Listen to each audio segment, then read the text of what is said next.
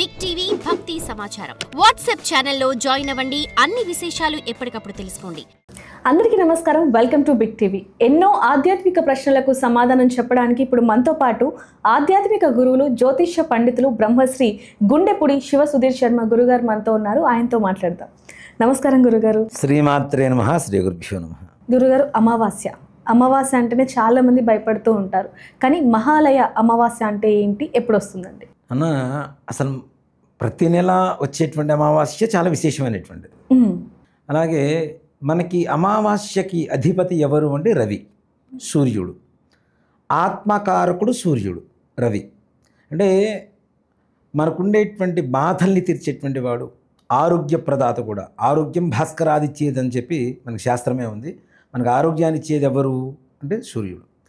మనకి తెలియకుండానే సూర్య భగవానుడు ఎన్ని కోట్లు పెట్టి కొనలేనటువంటి ఒక ఆరోగ్యాన్ని మనకి ఇస్తున్నాడు. అవునండి. సి విటమిన్ అని, ఈ విటమిన్ అని. అవునా? ప్రాతకాలంలో కొన్ని విటమిన్స్ ఉంటాయి సూర్యకిరణాలలో. సంధ్యా సమయంలో కొన్ని కిరణాలు ఉంటాయి. కొన్ని కిరణాలు హాని కలిగిస్తూ ఉంటాయి కాబట్టి బయటికి రావద్దు కొన్ని సమయాల్లో చెప్పి చూస్తూ ఉంటాం. కానీ సాయంకాల పూట వృద్ధ సూర్యుడు అంటారు. అంటే వెళ్ళేటువంటి సూర్యుడు, సూర్యాస్తమయ సమయంలో ఆ సూర్యకిరణాలు తగిలితే అంటే వచ్చిన ఎలాంటి రోగమైనా సరే, శారీరకమైనటువంటి రోగం ఏదైనా సరే, అలాంటివన్నీ కూడా తుడిచిపెట్టుకుపోతాయని చెప్పి శాస్త్రం చెబుతూ ఉంటుంది. మనకు ఒక శ్లోకం కూడా ఉంది నాన్న, నీతి శాస్త్రంలో చెప్పేటువంటి శ్లోకం. వృద్ధార్కో హోమధూమశ్చ బాలాస్త్రీ సలిలోదకం రాత్రో క్షీరన్న భక్తిశ్చ ఆయుర్వృద్ధిర్ దినే దినే అని చెప్పి ఒక శ్లోకం ఉంది. సాయంత్రం పూట వెళ్ళేటువంటి సూర్యకిరణాలు, హోమం నుంచి వచ్చేటువంటి పొగ, అలాగే మగవాళ్ళ కంటే చిన్న వయసులో ఉన్నటువంటి ఆడవాళ్ళని పెళ్లి చేసుకోవటం, రాత్రిపూట పాలతో అన్నం తినటం, పెరుగన్నం కాకుండా పాలతో అన్నం తినటం, ఆయుర్వృద్ధిర్ దినే దినే, రోజు రోజుకి ఆయుష్ పెరుగుతూ ఉంటుంది. ఓకే. అలాంటి సూర్య భగవానుడికి ఇష్టమైనటువంటి తిథి ఏదైనా ఉంది, అధిపతిగా ఉండేటువంటి తిథి ఏమైనా ఉంది అంటే అమావాస్య. ఆమహ అంటేనే సూర్యుడు, భాష్యము అంటే చంద్రుడు. చంద్రుడికి పుట్టుకకు ముందు రోజు సూర్యుడికి అధిపతి అయినటువంటి రోజు అమావాస్య. ప్రతి అమావాస్యకి మనం చేసుకోవాల్సినటువంటి కొన్ని పితృకార్యాలు ఉంటాయి. మనం పితృకార్యాలు అనే దానికంటే కూడా దాని పితృయజ్ఞం అనొచ్చు. దాని యజ్ఞంతోనే పోల్చాలి. ఒక మాట చెప్పాలంటే మనం చేసేటువంటి చండీ యాగాలు, సుదర్శన యాగాలు, వీటన్నిటికంటే కూడా గొప్పది ఏదైనా ఉంది అంటే తప్పనిసరిగా పితృయజ్ఞమే, పితృకార్యమే. అందుకనే చనిపోయినప్పుడు కూడా చూడండి, మనం వాళ్ళని ముట్టుకోవద్దని చెప్తారు. ఎవరైతే కర్తలు ఉంటారో వాళ్ళని ముట్టుకోవద్దని చెప్తారు. నిజంగా దాంట్లో ఒక నిగూఢమైనటువంటి ఒక పరమార్థం ఉంటుంది నాన్న. వాళ్ళు మైలతో ఉన్నారు, వాళ్ళని ముట్టుకోవద్దని చెప్తాం కదా. ఓ మాట చెప్పాలంటే మనం ముట్టుకుంటే వాళ్ళు మైల పడిపోతారు, మనం ముట్టుకుంటే వాళ్ళు మడితో ఉన్నట్టు. పితృయజ్ఞం చేస్తున్నట్టు కదా. యజ్ఞం చేసేవాడు దీక్షగా ఉంటాడు కదా, దీక్షగా ఉన్నవాడు మడితో ఉంటాడు కదా. మనం మైల అని పిలుస్తున్నాం, కానీ అది గొప్ప కార్యం పితృయజ్ఞం అనేటువంటిది. ప్రతి నెల అమావాస్యకి కొడుకు ఇచ్చేటువంటి నువ్వుల నీళ్ల కోసం, తిలతర్పణం కోసం తల్లిదండ్రులు, చనిపోయినటువంటి పితృదేవతలు ఎవరైతే ఉంటారో, తండ్రి, తాత, ముత్తాత, అమ్మ, నాయనమ్మ, ముత్తవ్వ, ఈ ఆరుగురు కూడా ఎదురు చూస్తూ ఉంటారు తప్పనిసరిగా. ఆ తిలతర్పణం అంటే వీళ్ళకి నెలకు ఒకసారి భోజనం పెడుతూ ఉంటాం కదా. భోజనం ఏంటి అంటే ఈ నువ్వుల నీళ్ళే వాళ్ళకి భోజనం. అవి వస్తే చాలు, నా కొడుకు నాకు నువ్వుల నీళ్ళు వదిలాడు, హ్యాపీ, సంతోషంగా ఉంటాడు. అవి తాగేసి వాళ్ళు సంతృప్తికరంగా ఉంటారట, వాళ్ళ దాహం తీరుతుంది. అంత గొప్ప కార్యక్రమం పితృయజ్ఞం. ప్రతి నెలా చేయవలసినటువంటి ఒక కార్యం తప్పనిసరిగా తిలతర్పణాలు, తప్పనిసరిగా తర్పణాలు తప్పనిసరిగా వదలాలి. అలాంటిది ఇప్పుడున్నటువంటి ప్రపంచం ఎలా ఉంది? అంతా గజిబిజి, గందరగోళం, హడావిడి. పొద్దున్న లేచినప్పటి నుంచి రాత్రి పడుకునేంత వరకు హడావిడి. పడుకున్నా కూడా సుఖమైనటువంటి నిద్ర లేనటువంటి సమయానికి భోజనం చేయలేని పరిస్థితులు, అన్నీ అంతా హడావిడిగా ఉంది. ఇలాంటి రోజుల్లో పితృదేవతలకు సంబంధించి ఒక 15 రోజులు ఉంటాయి.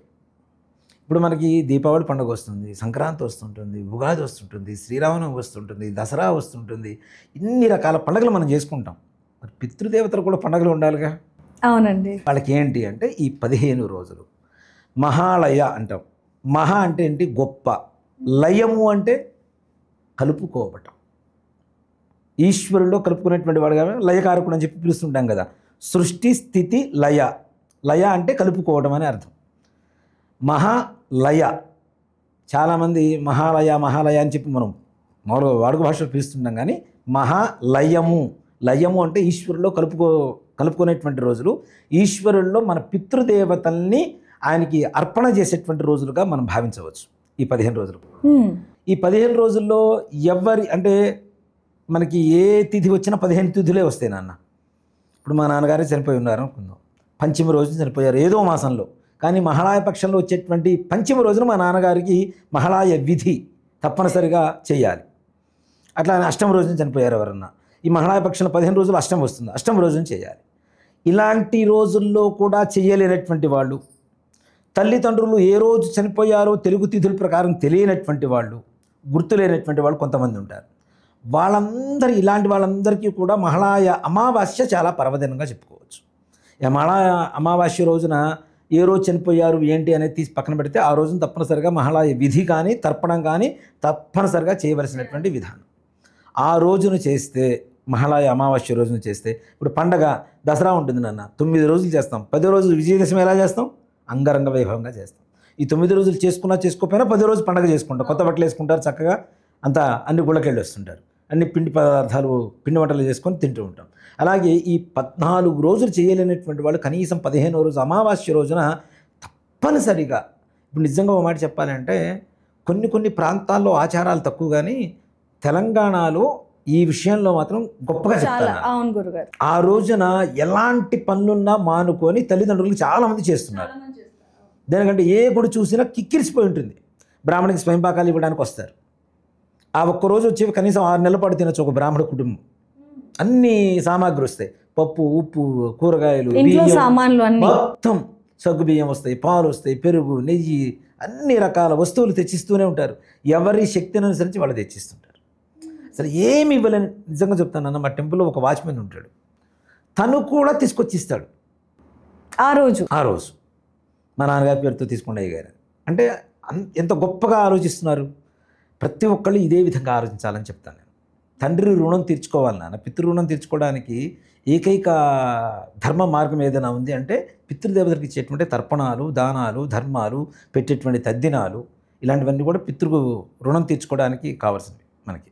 అయితే గురుగారు, చాలామంది కూడా వాళ్ళ మతంలో లేవు, కులంలో లేవు అంటూ ఉంటారు. మరి వాళ్ళకి సంబంధించి ఏం చెప్తారు? ఓ మాట చెప్తాను అన్న, లేవు అనే మాట ఒక్క మాటతో అన్నీ తీసేస్తున్నారు. ధర్మం హిందూ ధర్మం కదా, హిందూ ధర్మం అందరికీ ఒకటే కదా, హిందువులందరికీ ఒకటే కదా, వేరే ధర్మాలు లేవు కదా. వీళ్ళు ఏం చేస్తున్నారంటే స్కిప్ చేయడం కోసం, తప్పించుకోవడం కోసం మాకు లేవు అని తప్పించుకుంటుంటారు. మరి మటన్లు తింటే ఎవరికి ఉంది, చికెన్లు తింటే ఎవరికి ఉంది, ఇంట్లో పిండి వంటలు చేసుకొని తింటమే ఉంది, అవి లేవా? మళ్ళీ అవి మాత్రం ఉంటాయి. మనం చేసుకొని మన శరీరానికి కావాల్సినవన్నీ ఉంటాయి. పితృదేవతలకో దేవతలకో చేయడానికి వచ్చేసరికి మాకు లేదు. ఒక్క మాట తప్పించుకోవడానికి వంక దొరకనమాట వంక పట్టుకొని తిరిగిందంటారు చూడండి, ఆ టైప్లో ఉంటారు వీళ్ళందరూ. అసలు ఎవరికైనా ఒక్కటే సిద్ధాంతం నాన్న, ఒకటే ధర్మం. ధర్మంలో ఎవరికి ఏ రకమైనటువంటి మార్పులు చేర్పులు లేవు. పితృకార్యం చేయాలి, కొడుకు కావాలి అని ఎందుకు కోరుకుంటారు నాన్న? చెట్లకి పుట్టలకి కనపడ్డ ప్రతి విగ్రహానికి మొక్కి కొడుకు పుడితే నాకు ఇది చేయిస్తాను, కొడుకు పుడితే నీకు ఇది చేయిస్తానని చెప్పి ఇంతమంది దేవతలకు మొక్కుని కొడుకు కావాలని ఎందుకు కోరుకుంటారు? తలకొరువు పెట్టేది కొడుకు, పితృకార్యాలు చేసేది కొడుకు కదా. అలాంటి కొడుకు పుట్టిన తర్వాత పితృరుణం తీర్చుకోవడానికి అవకాశం ఉన్నటువంటి మార్గాన్ని ఎంచుకోకుండా మాకు అలవాటు లేదు అని చెప్పి ఒక మాటతో తీసేస్తే ఇది ఒక పెద్ద సబ్జెక్ట్ నాన్న. చేయాలంటే నిజంగా మాట చెప్పాలంటే కర్మల దగ్గర నుంచి కూడాను చాలామంది చాలా రకాలు తప్పించుకుంటున్నారు. నిజంగా ఉన్నవాడు లేనివాళ్ళు రెండూ ఒకటేనా? ఇప్పుడు లేని వాళ్ళు ఇవ్వలేకపోతున్నారు కాబట్టి వాళ్ళ శక్తి తగ్గట్టుగా ఇస్తున్నారు. ఉన్నవాడు ఇవ్వడానికి ఏమైంది నాన్న? సంవత్సరానికి ఒక్కసారి నీకు జన్మనిచ్చాడు, ఇంత విద్యనిచ్చాడు, ఇంత జ్ఞానాన్ని ఇచ్చాడు, ఇంత సంపదనిచ్చాడు, సంపాదించుకునే తెలివితేటలు ఇచ్చాడు, మరలా నీకు ఇంకొక సంతానం కలగడానికి శక్తిని ఇచ్చాడు. ఇంత ఇచ్చినటువంటి తల్లిదండ్రులకి నువ్వేమిస్తావు? చనిపోయిన తర్వాత బ్రతికున్నప్పుడు ఎట్లాగో అన్నం పెట్టవు, తీసుకెళ్ళి వృద్ధాశ్రమాల్లో పడేస్తుంటావు, కొట్టడం. మొన్న మధ్య ఒక వీడియో చూశాను అన్న, నిజంగా అట్లాంటి వాడిని అయితే తీసుకొచ్చి నడి రోడ్డు మీద గొడ్డలు పెట్టి నరికేయాలి. అంటే ఇట్లాంటి పౌరుష వాక్యాలు మాట్లాడుతున్నాను. లేదు, ఆ వీడియో కూడా ప్రతి ఒక్కరికి కూడా కంటతడి పెట్టించేలాగా ఉంది. నన్ను ఎత్తేస్తున్నాను నా తల్లిని, ముసలామిని పట్టుకొని ఆవిడ అరుస్తుంది, మూతి మీద కొట్టడం, గగ్గోరు కాలుతో తన్నటం. నువ్వు కడుపులో ఉన్నప్పుడు కాలుతో తన్ని, కడుపు నుండి అన్నం పెట్టాల్సిన వయసు వచ్చిన తర్వాత కడుపు మీద కాలుతో తన్ని. నువ్వు పుట్టడం వేస్ట్. అసలు కొడుగ్గా పుట్టడమే అనవసరం. కదా. ఎంత ఘోరంగా చేస్తున్నారంటే అంత ఘోరంగా చేస్తున్నారు.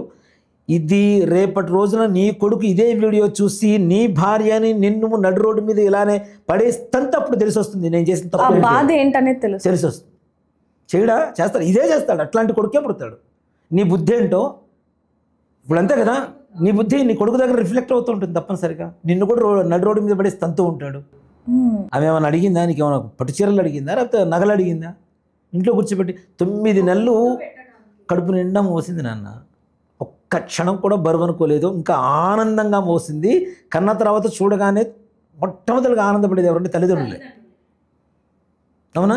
అవును గురుగారు. వాడు ఏడుపు విని కళ్ళల్లో ఆనందించే వాళ్ళు ఎవరన్నా ఉన్నారంటే తల్లిదండ్రులే.